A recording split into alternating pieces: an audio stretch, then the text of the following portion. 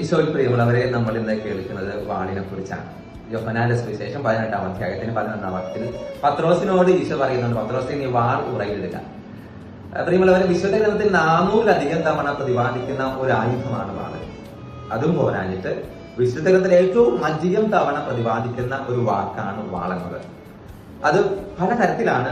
വാളെന്നത് വഞ്ചനയായിട്ടും അനൈക്യമായിട്ടും അക്രമമായിട്ടും യുദ്ധമായിട്ടും ദൈവത്തിന്റെ കോപമായിട്ടും ദൈവത്തിന്റെ വചനവുമായിട്ടൊക്കെ വാള് പലയിടങ്ങളിൽ പലതവണ ഉപയോഗിക്കുന്നുണ്ട്. അങ്ങനെ ഗെത്സമേൻ തോട്ടത്തിൽ പത്രോസ് വാളെടുത്ത് വീശുമ്പോഴേക്കും വേറൊരു വചനം മത്തായിയുടെ സുവിശേഷം 26-ാം അധ്യായത്തിന്റെ 52-ാം വാക്യത്തിൽ പറയുന്നുണ്ട്, വാളെടുക്കുന്നവൻ വാളാൽ നശിക്കും.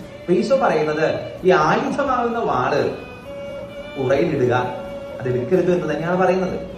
ഇന്നേ ദിവസം നമ്മൾ ഈ വചനം ധ്യാനിക്കുമ്പോൾ ഈശോ പറയുന്ന ഒരു സന്ദേശമുണ്ട്. നമുക്ക് വേറൊരു വാളെടുക്കാം, ഇരുതലയ്ക്കും മൂർച്ചയുള്ള വാള്.